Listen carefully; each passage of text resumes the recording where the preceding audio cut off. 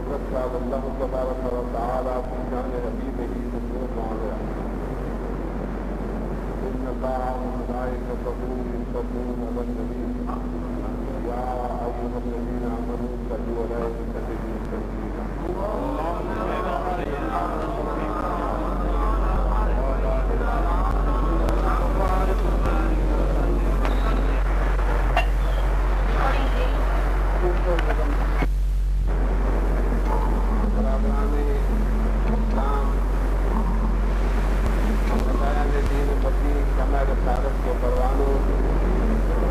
اللہ تبارک و تعالیٰ کا بڑا کرم ہے، اس کی بے شمار عنایات ہیں کہ اس نے اپنے خاص و خاص کرم سے ہمیں یہ توفیق عطا فرمائی کہ ہم اجتماعی طور پر آپ کی بڑی پیاری اور شاندار مسجد میں اکٹھے ہو کر اللہ اور اس کے پیارے رسول کی پیاری پیاری باتیں سننے کے لیے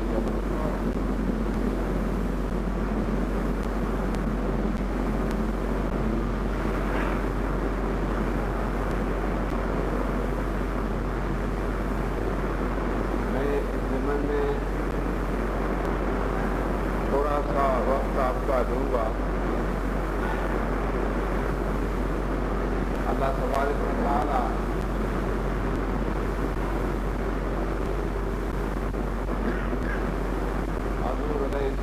السلام کی حقیقی نسبت ہمیں اور آپ کو عطا فرمائے.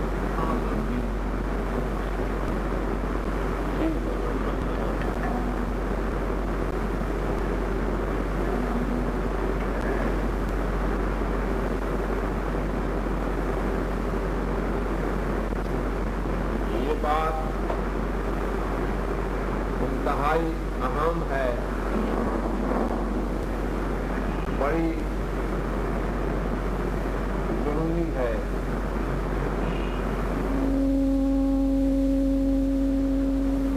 دور ابتلا میں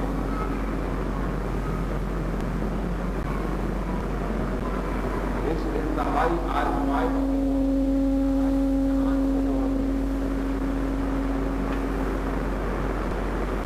ہم اپنے میں ایسی قوت پیدا کریں، ہم اپنے میں ایسی قوت کو اجاگر کریں، ہم میں ایسی طرف، ہم میں ایسی قوت پیدا ہو جائے کہ ہم ہر اس طاقت کا مقابلہ کرنے کی صلاحیت رکھ سکیں جو ہمیں اللہ اور اس کے رسول سے دور رکھنا چاہتی ہے. قرآن حکیم میں جس منشا اور غرض کو بیان کیا گیا وہی ہے کہ آپ اس کائنات میں بھیجے گئے ہیں اور آپ کی اصلاح کے لیے بہت بڑا سلسلہ بعید الہی رکھنے والوں کا، اللہ کی امداد رکھنے والوں کا سلسلہ جاری و ساری رہا تاکہ آپ اپنی زندگی کی سمت کو صحیح راستے پر لگا سکیں، تاکہ آپ ایسے راستے پر چل سکیں جہاں آپ کی انسانیت پروان چڑھے، جہاں آپ کی انسانیت کو ترقی ملے، جہاں آپ کی زندگی تقدس کے اعلیٰ مقام پر فائد ہو جائے. بات یہ ہے کہ اس دنیا میں، بے شک اس دنیا میں مارکے ہوتے رہے ہیں اور ہوتے رہیں گے، دنیا میں تصادم ہوتے رہیں گے، حق و باطل کا مارکا ہوتا رہے گا، لیکن یہ اکثر اور بیشتر تاریخ شاہد ہے کہ حق والے بہت کم تھے اور شر اور باطل والے بہت زیادہ تھے. اور اللہ تبارک و تعالیٰ نے اعلان فرما دیا کہ ہم حق کی روشنی کو اس طرح پھیلا دیں گے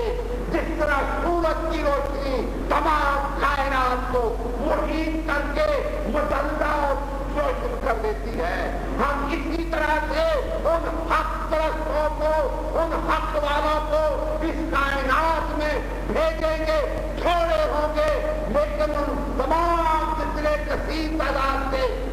بھٹکے ہوئے گمراہ شیطان کے تعین کرنے والے وہ سب کے سب نیست و نابود ہو جائیں گے. ہم اپنے حق پرستوں کا بول بالا کر دیں گے.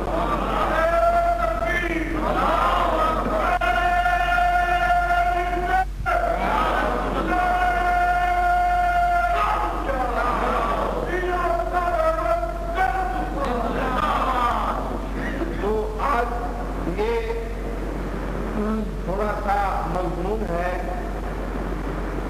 اس مضمون کو ہم اگر اس مضمون کی وضاحت اور تفصیل کریں تو ہمیں اس کی وضاحت اور تفصیل میں جانے کے لیے بہت سا وقت درکار ہے. کیا ہی بڑا پیارا، کیا ہی پیارا خطاب ہے کہ اللہ تبارک و تعالیٰ نے اپنے بندوں ہی کو اپنی طرف توجہ فرما دیا، ان کی توجہ اپنی طرف مبذول کر دی. اور وہ لوگ جو اللہ کے دشمن ہیں، اللہ کے پیاروں کے دشمن ہیں، ان کا اور اپنوں کا ذکر فرما دیا اور یہ بتا دیا کہ ہم جو لوگ ہم کے ساتھ جو ہماری تاریخ میں، جو ہماری عظمت کے لیے، ہماری شان کے لیے جو لوگ اس دنیا میں لڑ جاتے ہیں، ہم ان پر مصیبتیں نازل کرتے ہیں، ہم ان پر تکلیفیں نازل کرتے ہیں، لیکن وہ ان تکلیفوں اور مصیبتوں کو خاطر میں نہ لاتے ہوئے ہمارے حق کے راستے پر ثابت قدم رہتے ہیں. جو جوڑے استقامت سے مالا مال ہوتے ہیں ان کو بصیرت عطا کی جاتی ہے، اور جن کو بصیرت عطا کی جاتی ہے ان کے سینوں کو انشراء صدق کا مقام عطا ہوتا ہے، اور جن کو انشراء صدق کا مقام عطا ہوتا ہے وہ یاد الہی کی تمثیل بن جاتے ہیں. وہ جو یاد الہی کی تمثیل بن جاتے ہیں ان کا ہر اعضا ہدایت کا نمونہ ہوتا ہے، ان کا ہر اعضا ہدایت کا نمونہ بن جاتا ہے. اور پھر یہی نہیں کہ وہ ہدایت، وہ یہی نہیں کہ وہ فیضان جو کثیر اعمال کی وجہ سے وجود پر جاری اور ساری ہو گیا ہے، وہ اس کی ذات کے لیے انفرادی طور پر باعث منفعت ہے، باعث فیضان خواہ ہے، باعث فائدہ ہے نہیں، بلکہ اس کی خلوت میں بیٹھنے والے، اس کی جلوت میں بیٹھنے والے وہی روشنی، وہی کیفیت، وہی مقام حاصل کریں گے جو اس نے مجھے مجید سے حاصل کیا. اسی لیے اللہ تبارک و تعالیٰ نے اپنے بندوں پر بے شمار عنایات فرمائی ہے، اور اس عنایات میں انبیاء کرام کے بعد انبیاء کی وساطت سے جو چیز ان کو عطا کی گئی، جو نعمت عظمیٰ ان کو ملی، جو ان کو نعمت عظمیٰ سے نوازا گیا. میں بس اوقات کرتا ہوں کہ اگر نگاہ دہرا کر وسیع والی زمینوں کی طرف، پہاڑوں کی چوٹیوں کی طرف دیکھے، وسیع والی زمینوں اور صحراؤں کی طرف دیکھے، کہیں اگر انسان کی آبادی نظر آئے تو وہاں پر گنبد اور مینار والی شان، اسلام کی عظمت کی شان ظاہر کرنے والی عمارتیں نظر آئیں گی، جہاں سے کبھی کبھی اللہ کی عظمت کی تعریف کرتے ہوئے ایک آواز نواز جو ہے اس میناروں سے اور گنبد سے بکھرتی ہے، خدا میں بلند جاتی ہے اور آرام کرتی ہے کہ حق والوں کا یہ نشان ہے جو کائنات میں بنایا گیا ہے. اور اس نشان میں وہی لوگ آئیں گے جو جھکیں گے، بعض جھکیں گے، بعض جھکتے ہی ایسے خوش نصیب ہوں گے، بعض جھکتے ہی ایسے خوش نصیب ہوں گے کہ جب ماتھا اٹھائیں گے تو سیما ان کی بطوہن من اثر سجود کا نظارے ان کے ماتھوں سے نظر آئیں گے. معلوم ہوا کہ ان کا سجدہ حضرت دباغ رضی اللہ تعالیٰ عنہ حضرت امام غزالی میرے روحانی مرشد ہیں، وہ میں نقشبندی ہوں اور امام غزالی بھی نقشبندی ہوں۔ حضرت امام غزالی نے ایک مقام پر بڑا عجیب و خلوص سے پہرایا، ایک کیفیت کو آپ نے ارشاد فرمایا ہے۔ حضرت امام غزالی آپ نے ارشاد فرمایا کہ اللہ تبارک و تعالی اپنے پیارے محبوب محمد رسول اللہ کی بغیر آپ نے آپ کو کہا کہ زمین پر نشانی عمارت کی صورت میں دیکھو گے تو وہ مسجد ہوگی، اس کے مینارے ہوں گے، اس کا گنبد ہوگا، وہ اس بات کا اظہار کرے گا کہ میں زمین پر عمارت کی صورت میں اسلام کی عظمت کی نشاندہی کر رہی ہوں، اور میں عمارت وہ عمارت ہوں جو کفر اور اسلام کی عمارت میں فرق پیدا کر رہی ہوں۔ میں وہ عمارت ہوں جس عمارت میں سجدہ کرنے والے سجدہ کرتے ہیں اور کوئی سجدہ کرتے ہی وصول کر لیتا ہے، اور کئی بار سجدہ کرنے کے بعد کسی کو وصول ہوتا ہے۔ اور حضرت دباغ رضی اللہ تعالیٰ عنہ کے متعلق حجت الاسلام امام غزالی فرماتے ہیں کہ حضرت دباغ رضی اللہ تعالیٰ عنہ کیسی کمال بات ہے، کیسا عجیب مقام ہے۔ آپ فرماتے ہیں کہ حضرت دباغ رضی اللہ تعالیٰ عنہ نہ قرآن پڑھا تھا، نہ حدیث پڑھی تھی، نہ قرآن سے واقف تھے، نہ حدیث سے واقف تھے، لیکن علو اعظم مقام محبوبیت کا خلوص کا مقام حاصل کرنے کے بعد میں آپ دوستوں سے ایک مسئلہ پوچھ رہا ہوں۔ بتائیے جس گھر میں شیشہ ہو، شیشہ سمجھتے ہیں آپ؟ آئینہ جس میں منہ دیکھا جاتا ہے، آئینہ جس میں خد و خاص دیکھے جاتے ہیں، آئینہ جس میں چہرہ دیکھا جاتا ہے، مجھے یہ بتائیے کہ جس گھر میں آئینہ ہو، جس گھر میں شیشہ ہو، اس گھر میں کوئی شخص شیشے کے سامنے ہو، کیا یہ ممکن ہے کہ وہاں اس کی شکل نظر نہیں آئے گی؟ کیا یہ ممکن ہے کہ اس کا خط و خط شیشے میں نظر نہیں آئے گا؟ نہیں، بلکہ شیشہ اتنا چمکدار ہے، شیشہ اتنا مجلہ ہے، شیشہ اتنا صاف ہے کہ جو اس کے سامنے آئے گا اس کے چہرے کے خط و خط اس میں نمایاں نظر آئیں گے۔ اس میں کیا نظر آئیں گے بھائی؟ نمایاں نظر آئیں گے۔ اسی طرح سے جس طرح سے شیشہ، اور آپ بھائی بات یہ ہے کہ یہ آپ نے آپ کی مسجد میں جو شیشے روشن دانوں میں لگے ہیں، کھڑکیوں میں لگے ہیں یا دوسری چیزوں میں لگے ہیں، اس کے سامنے اب آپ کھڑے ہو، آپ کا چہرہ نمایاں نظر نہیں آئے گا، اس لیے کہ وہ شیشہ نہیں ہے، وہ شیشہ نہیں ہے جس میں اتنی چمک اور صفائی ہے کہ جب اس کے سامنے کھڑے ہو تو وہ شیشہ چہرے کے حال، کیفیت کے حال کو آپ کے سامنے کر دے۔ معلوم ہوا کہ شیشہ جب کاریگر کے سامنے معمولی شیشہ جاتا ہے، اسے وہ مسالہ لگا کر، اسے وہ خوب آراستہ کر کے، پہلے تو وہ ایک معمولی شیشہ تھا، کاریگر نے اسے مسالہ لگا آئینہ بنا دیا، اور آئینے کا کام ہے کہ جو اس کے سامنے چیز آ جاتی ہے اور پیاس ہو جاتا ہے، اس کی کیفیت حال اس میں ظاہر ہو جاتی ہے، اس کی کیفیت حال اس کی حقیقت جو ہے اس شیشے میں ظاہر ہو جاتی ہے۔ شیشہ جو ہے ہر مقابل چیز کا حق اپنے میں جذب کر لیتا ہے اور دیکھنے والا اپنی ہر کیفیت کو دیکھ لیتا ہے۔ اسی طرح سے حضرت امام غزالی فرماتے ہیں کہ انسان کا دل جو ہے یہ بھی شیشے کی مانند ہے، انسان کا دل بھی آئینے کی مانند ہے، اگر اس سے غفلت کر دی جائے تو ظن کی وجہ سے یہ مقدر ہو جاتا ہے، اس میں کوئی صورت نظر نہیں آتی، لیکن جب اس چیزے کو مسالہ ذکر سے، جب اس شیشے کو تقوی سے، جب اس شیشے کو ایمان کی اعلیٰ بنیاد سے مسالہ لگا کر مزین اور آراستہ کیا جاتا ہے، اس شیشے میں منہ نظر آتا ہے اور اس شیشے میں انواری نہیں نظر آتا۔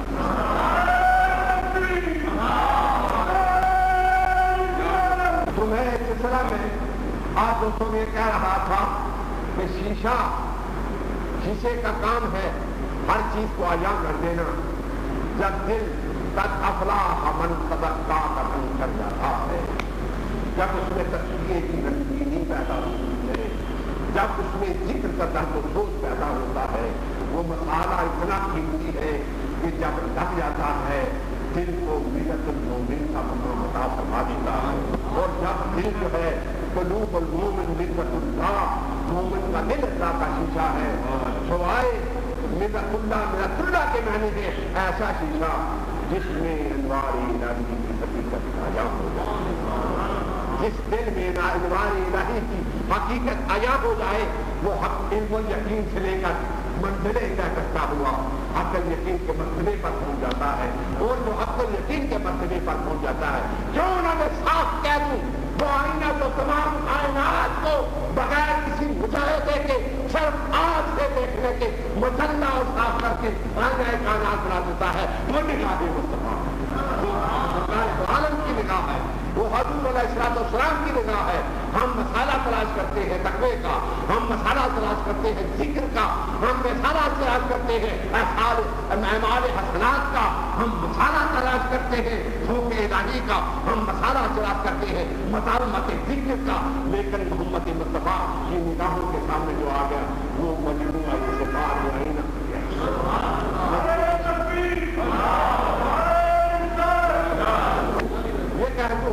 یہ کہہ دوں کہ اگر آئینہ مقدر ہو جائے تو اسے ریگ مار سے مارے تو وہ کیا پاکیزہ اور صاف ہو جائے گا. ہم کہتے ہیں ہزاروں لاکھوں ریگ مار رکھ دیے جائیں ذکر الہی کی صورت میں، دل میں وہ پاکیزگی نہ ہوگی جو حضرت محمد مصطفیٰ کی نگاہوں سے پاکیزگی، سرکار مدینہ کی نگاہوں سے پاکیزگی حاصل ہوگی. حضور علیہ السلام کی نگاہوں سے جو فیضان قلب کو نصیب ہوگا، دل کو جو نصیب ہوگا وہ ہماری ذکر کی وجہ سے نہیں ہوگا. آئیے اس لاہور میں آرام کرنے والے عظیم شخصیت جس کے متعلق پیرا نے پیر عبد القادر جیلانی بغدادی فرماتے ہیں کہ اگر ان کے زمانے میں پیدا ہوتا تو میں ان کا مرید ہوتا، میں ان کے درس حق پر بیعت کر کے میں ان سے عام سلوک حاصل کرتا، میں طریقت کی منادت طے کرتا. وہ کون ہستی ہے؟ وہ داتا گنج بخش علی جولی ہے، جن کے پاس تلوار نہیں تھی، جن کے پاس فوج نہیں تھی، جن کے پاس متائی دنیا نہیں تھی، جن کے پاس اللہ تبارک و تعالیٰ کی عظیم قوت اللہ کا کلام تھا، اللہ تعالیٰ کی عظیم قوت عطا کردہ قوت اللہ کی محبت ان میں جاگردی تھی. جس طرح گئے، جس راہ میں جل گئے کسی نے بتا ان کی شان اور کیفیت بہت اونچی اور بلند ہے. حضرت داتا علی ہجری کیا فرماتے ہیں ساری کائنات کے سنو اور کان کھول کر سنو، ساری کائنات کے، ساری دنیا کے مومنین جنہوں نے انتہائی ایمان قوت کے ساتھ عمل کر کے سمیٹا ہے، سمیٹ کر پھر دل کو صاف اور پاکیزہ کیا ہے. فرمایا سارے دنیا کے مومنین کے، صالحین کے، غوث و کتب کے تمام دلوں کی پاکیزگی اگر اکٹھی کر دی جائے تو ایک اصحابی جس نے تسلیم و رضا نے محمد رسول اللہ صلی اللہ علیہ وسلم کو دیکھا، جتنے ان کی دل ساری کائنات کے مومنین اور غوث اور ولیوں کے دل پاکیزہ ہیں، اتنا اصحابی رسول کا جسم پاکیزہ. اندازہ لگائیں کہ نگاہ کی کتنی تاثیر ہے کہ بلائے کتنی پاکیزگی بھی جہاں جمع ہو گئی، مومنین اور صالحین کی پاکیزگی بھی کل بھی جمع ہو گئی. کہا سب پاکیزگی اکٹھی کرو، داتا تعالی میں رسول اللہ کے کتابی کو سامنے کرو تو اس کے جسم کی پاکیزگی ہوگی. اور فرمایا کہ ساری کائنات کے اصحابہ کو اکٹھا کرو، جو ان کے دلوں کی پاکیزگی ہے وہ اکٹھی کر کے محمد عربی کی بارگاہ میں پیش کرو تو ان کے تمام دلوں کی پاکیزگی سرکار دو عالم کے جسم کی پاکیزگی کے برابر. تو آج کی اس محفل میں آپ حضرات کے سامنے وہ مومنین کا ذکر کیا تھا، قرآن حکیم کی وہ دستور اساسی، قرآن حکیم کا وہ نامنواز قانون، قرآن حکیم کا وہ دستور بندے کو ایک دم قاعدے اور طریقے کے تحت اللہ تبارک و تعالیٰ کی معرفت عطا فرماتا ہے، خدا کا خوب عطا کرتا ہے، خدا کی دوستی عطا کرتا ہے. انہی کے خیالات عالیہ جو قرآن نے ذکر فرمائے ہیں اس سلسلہ میں آپ دوستوں کو یہ بات کہتے ہوئے آپ کو تو یاد نہ ہوگا، لیکن دعا کریں خدا میرے دماغی خوشیوں کو بیدار رکھے تاکہ میں جس موضوع کو چھیڑوں اس موضوع کی طرف آؤں. میرے دل کی دنیا کی صفائی اور اس کی کیفیات، بارگاہ مصطفیٰ میں نگاہوں کا دلوں پر پڑ جانا، پھر اصحابیوں کے دل کی پاکیزگی اور اس قسم کے مقامات آپ کے سامنے پیش کرنے کے بعد میرا مقصد یہ تھا کہ حضرت امام غزالی رضی اللہ تعالیٰ عنہ آپ فرماتے ہیں کہ حضرت اتفاق رضی اللہ تعالیٰ عنہ پڑھے ہوئے نہیں تھے. یہی بات کہی تھی نا. اب اسی مقام پر آ گیا. فرمایا کہ وہ پڑھے ہوئے نہیں تھے, نہ انہیں قرآن پڑھا تھا نہ انہیں حدیث پڑھی تھی. تعجب کی بات یہ تھی کہ اتنے بزرگ تھے, اتنے علم مقام پر پہنچے ہوئے تھے کہ جب ان کے سامنے آیات ربانی کا ذکر فرمایا جاتا, آیات ربانی کی تلاوت کی جاتی, تو حضرت فرماتے کہ قرآن حکیم کی آیات مبارکہ ہیں, اور جب حدیث کا تذکرہ ہوتا تو فرماتے کہ حدیث ہے. لوگ حیران اور فکر رہ جاتے اور پوچھتے کہ حضور یہ بتائیں کہ آپ کو کیسے معلوم ہوا یہ قرآن کی آیات ہے اور یہ حدیث نبوی ہے, آپ کو یہ کیسے معلوم ہوا؟ اس وقت آپ فرماتے ہیں کہ میں اپنے دل میں جو روشنی ہے نور الہی کی, اس کی قوت سے جب دیکھتا ہوں, کلام میں جب نور نازل ہوتا ہوا تلاوت کے ساتھ دیکھتا ہوں تو کہتا ہوں یہ کلام الہی ہے. اور جب حدیث کا ذکر سنتا ہوں تو اس کے ساتھ نور مصطفیٰ کا نزول ہوتا ہوا دیکھتا ہوں اور کہتا ہوں کہ معلوم ہوا کہ دل اتنا پاکیزہ ہے کہ اس نے علم کی کیفیتوں کو پیچھے چھوڑ دیا ہے, علم کی کیفیتوں کو پیچھے رکھ دیا ہے. اس لیے کہ جب وہ عشق مقام پر چلا جاتا ہے وہ منکرات نواحی سے محفوظ ہو جاتا ہے. منکرات اور نواحی سے جو محفوظ ہو جائے اس کی فکر کے کمال مقام کی ضرورت نہیں ہوتی. فقط وہ محبوب کی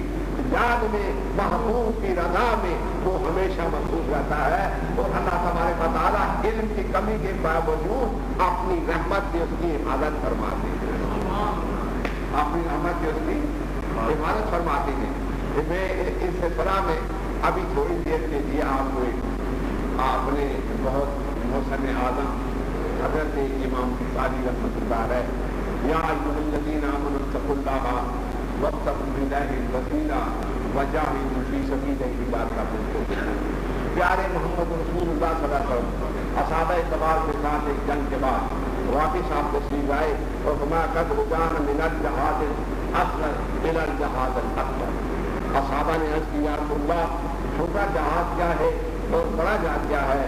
صحابہ سے حضور نے فرمایا چھوٹا جہاد یہ ہے کہ تم کافروں سے رہو, اور بڑا جہاد یہ ہے کہ تم شیطان کو نفس سے رہو. بڑے چھوٹے جہاد سے یہ ہے کہ اگر تم نے غلبہ پا لیا, کافر کو دار جہنم کر دیا, اور اگر کافر کی بات تم پر آ گئی تو تمہاری جان چلی جائے گی. لیکن فرمایا کہ خدا نہ خواستہ اگر شیطان نے تم پر غلبہ پا لیا, نفس نے تم پر غلبہ پا لیا تو تمہارا ایمان جاتا رہے گا. جان کا جانا بالکل آسان ہے, ایمان کا جانا مشکل ہے. جانیں چلی جاتی ہیں, ایمان والے ایمان کو نہیں جانے دیتے. جانیں دے دیتے ہیں, ایمان کو نہیں دیتے. جانیں دے دیتے ہیں, تعلق اسلام کو نہیں. یہ ان کی کیفیت ہے, یہ ان کا مقام ہے. تو آج کی اس محفل پاک میں تھوڑی جیسی آپ کو ایک بات بتاتا ہوں. ایمان ایک عظیم قوت ہے, ایمان ایک عظیم قوت ہے, اور ایمان کی قوت, عظیم ایمان کی قوت اس وقت ہوتی ہے جب انسان اس کے ساتھ ایمان کے ساتھ آنا ضروری ہے. خواہ وہ گوبھی روٹی ہو, خواہ دال و پھلکا ہو, خواہ وہ مرغن غذا ہو, لیکن وہ جب غذا کھائے گا اس کے وجود کو تقویت پہنچے گی, اس کا وجود طاقتور ہوگا. جس طرح سے وجود کی طاقت کے لیے اللہ تعالیٰ نے مختلف غذاؤں کو پیدا فرمایا, مختلف اناج کو پیدا فرمایا, تاکہ کائنات ارضی میں رہنے والا میرا بندہ ان تمام میری نعمتوں سے استفادہ حاصل کرے اور اپنے وجود میں طاقت ہو, اور اس طاقت سے دنیا کے کار ہائے نمایاں سر انجام دے. جس طرح سے ایک ضعیف اور کمزور انسان آہستہ آہستہ غذا کھا کر اور پرہیز کر کے ایک طاقتور انسان کی صورت میں جلوہ گر ہوتا ہے. اسی طرح سے امام غزالی فرماتے ہیں کہ اولاً جب کوئی شخص ایمان کی صورت میں لا الہ الا اللہ محمد رسول اللہ پڑھ لیتا ہے تو اس کے وجود میں ایمان نہایت کمزور لطیف اور نازک صورت میں وہاں پر جاتا ہے. فرمایا کہ جس طرح سے وجود کے لیے غذاؤں کی ضرورت ہے کہ وہ طاقتور اور مضبوط ہو جائے, اسی طرح سے ایمانی قوتوں کو طاقتور کرنے کے لیے عبادت, تقویٰ, پرہیزگاری اور ذکر کی ضرورت ہے. جب یہ چیز تمام و تر ایمان تو مل جائے گی, وہ ایمان انسان کے لیے بھی کافی نہیں ہوگا, وہ اتنا کثیر ہوگا کہ وہ تقسیم ہوگا, لاکھوں انسانوں کو چاہے گا ایمان. اس لیے یہاں ایک تمثیل دیتے ہیں کہ صاحب ایمان کا ایمان جو ہے اس کے لیے کافی ہے. اور پھر یہ بھی بات ہے کہ کیا صاحب ایمان جو بہت کاملین ایمان والے لوگ ہیں وہ ان کا ایمان دوسرے لوگوں کے لیے کیا کیا فائدہ دیتا ہے یا اس کا کیا فائدہ ہوتا ہے. امام غزالی نے نفسانی فریب کہو بھائی نفسانی, حضرت امام غزالی نے نفسانی فریب کی کئی لاکھ قسمیں بتائی. جس طرح سے ایک نفسانی فریب کی ایک بات ہے, آج تو ہم اپنے ذکر اور بندگی پر عبادت فخر کرتے ہیں, اپنے تقوی پر سجدوں پر فخر کرتے ہیں. آئیے غوث اعظم عبد القادر جیلانی جیسی شخصیت, جب آپ دجلہ کے کنارے جاتے ہیں تو آسمان سے آواز آتی ہے روزہ آپ کو معاف ہے. اگر ہمارے یہاں کا کوئی انسان ہوتا تو کہتا ٹھیک ہے روزہ کھا لیجیے, لیکن حضرت امام اعظم حضرت غوث اعظم عبد القادر جیلانی فرماتے ہیں کہ روزہ انبیاء کو معاف نہیں ہے, اس لیے میں اس روزے کو توڑنے کے لیے تیار نہیں. دوبارہ پھر آواز آئی کہ آپ اپنے علم کی وجہ سے بچے ہیں, پھر آپ نے آواز دی کہ نہیں, علم کی وجہ سے نہیں بلکہ فضل ربی کی وجہ سے بچا ہوں. تو یہ اہل حکمت اہل تصوف کے لوگ کہتے ہیں حضرت عبد القادر جیلانی کا ایمان اتنا قوی تھا کہ وہ ایمان ہی ان کی وجود سے جواب دے رہا تھا. ایمانی قوتیں ہی اس کو دفاع کر رہی تھی, ڈیفینس کر رہی تھی اور رجسٹ کر رہی تھی. وہ طاقتیں جو ٹیکل اور رکاوٹیں پیدا کرتی ہے, کاملین کا ایمان جو ہے ان کا دفاع کرتا ہے اور ان کو پچھاڑتا ہے, ان کو ضلالت اور گمراہی کے بڑے میدان کرتا ہے. حضرت سیدنا عبد القادر جیلانی اس لیے معلوم ہوا کہ ہم تو ہر زندگی کے قدم پر شیطان کے لگے ہوئے ہیں. جب اکابرین اور غوث اعظم جیسی شخصیت جو ہے ان پر حملہ کرنے میں اس کو کوئی سے کثر نہیں اٹھا رکھی, وہ ہماری زندگی میں تو ہر وقت ہر گھڑی اور ہر لمحہ میں ہمارے پر حملہ کرنے کے لیے تیار ہے. حضرت امام غزالی فرماتے ہیں کہ ایک بہت بڑا مالدار باغ کا مالی اور زمین کا مالدار دین رات تھا, اس نے کوئی دہقان یا باغبان رکھے ہوئے تھے. وہ اپنی اس زمین کا معائنہ کرنے کے لیے گیا اور زمین کا معائنہ کرتے ہوئے اس باغبان اور مالی کی بیوی وہاں موجود تھی جو بہت خوبصورت تھی, بڑی خوبصورت تھی. اس کی نگاہ اس باغبان کی بیوی مالی کی بیوی پر پڑ گئی. اب اس کو شیطان نے آ کر گھیرا, کہا کہ کسی نہ کسی طرح سے اس کے ساتھ برا کام اور برا فیل کرنا چاہیے, کسی نہ کسی طرح سے کوئی ترکیب نکالنی چاہیے. تو شیطان بڑا ماہر ہے, ترکیبیں نکالنے میں شیطان کو تو اولیت حاصل ہے. شیطان نے اس کو ترکیب بتائی, اس نے اس کو حکم دیا. مالی نے اپنے آقا کا حکم مانتے ہوئے کہیں دور دراز علاقے میں چلا گیا جہاں بہت دیر تک وہ واپس آ سکتا تھا. اتنے میں وہ گناہ وغیرہ جو کرنا چاہتا تھا یا جو اس کے بدنیتی کے ارادے تھے ان کو پائے تکمیل تک پہنچانا چاہتا تھا. لہذا جب وہ چلا گیا تو اس نے اس عورت کو اپنے کمرے میں بلایا, اس باغ میں جو مکان تھا اس میں بلایا اور کہا کہ میں تم پر ہزار جان سے عاشق ہوں, جب تک تم مجھ سے یہ کام پر آمادہ نہیں ہوں تو میں تمہیں چھوڑوں گا نہیں. اس نے بردا و رغبت دروازے اس نے کہا بند کر دو, کھڑکیاں بند کر دو, دروازے بند کھڑکیاں کر کے جب وہ شخص آمادہ گناہ ہوا, گناہ کی طرف آمادہ ہوا, وہ باغبان کی جو بیوی تھی وہ ایک کامل ولیہ تھی, وہ کامل مومن تھی, تمام دروازے بند کر کے اتفاقاً اس شخص کی زبان سے جس نے گناہ کے لیے تمام اسباب فراہم کر کے اب گناہ کی طرف تیار ہو گیا، منہ اپنا سیاکاری کی طرف اب بالکل مائل ہو گیا ہے، اس وقت وہ پوچھتا ہے کہ سب دروازے کھڑکیاں بند ہو گئی ہیں؟ اس نے کہا مکان کے سب دروازے اور کھڑکیاں بند ہو گئی ہیں، لیکن ایک کھڑکی تیرے اور میرے درمیان میں کھلی ہے، نہ تیری طاقت اس کھڑکی کو بند کر سکے اور نہ میری طاقت اس کھڑکی کو بند کر سکے۔ اس نے کہا وہ کون سی کھڑکی ہے؟ کہا کہ وہ کھڑکی اللہ تعالیٰ کی ہے جس میں وہ جھانک رہا ہے کہ تو کیا کرنا چاہتا ہے۔ وہ خجالت اور شرمندگی سے گرا، اس ولیہ کے پاؤں پر گر پڑا اور انتہائی توبۃ النصوح کے مقام پر پہنچا اور توبہ کی اور کہا کہ آئندہ میری یہ نگاہیں کسی غیر عورت کی طرف نہیں دیکھیں گی، میں تیرے ہاتھ پر بیعت کرتا ہوں اس بات کی کہ اللہ تبارک و تعالیٰ آئندہ مجھ میں گناہ کبیرہ کی کوئی کیفیت نہیں رکھے گا۔ تیری آواز نے تمام قسم کی غیریات کو میرے سینے سے نکالا اور روشنی عطا کر دیا کہ میں ہمیشہ ایمان کی مقامات سے نسبت ہوں۔ لہذا میں آپ حضرات کو اس سلسلہ میں یہ بات کہنا چاہتا ہوں کہ اللہ تبارک و تعالیٰ اپنے پیارے محبوب کی وساطت سے ہمیں وہ عظیم مقام عطا فرمائے جو ہم سے پہلے اعلیٰ سیرت و فضاد کے لوگوں نے، بہت بلند لوگوں نے، بہت اعلیٰ لوگوں نے، عرفہ لوگوں نے اس مقام کو طے کیا، اس مقام تک وہ پہنچے اور قرآن حکیم نے ہمارے سامنے یہ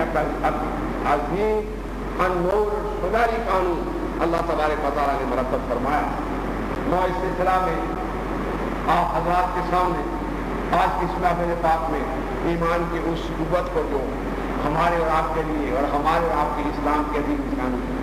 بلکہ ہم یہ کہہ سکتے ہیں کہ ہماری زندگی کی عبارت، ہماری زندگی کی فلسفہ، ہماری زندگی کی حکمت ایمان میں مضمر ہے، اور جب ہمارا ایمان ہمارے وجود میں کامل ہے تو ہماری زندگی بھی کامل ہے، اگر ہمارا ایمان ناقص ہے تو ہماری زندگی بھی کامل ہے۔ لہذا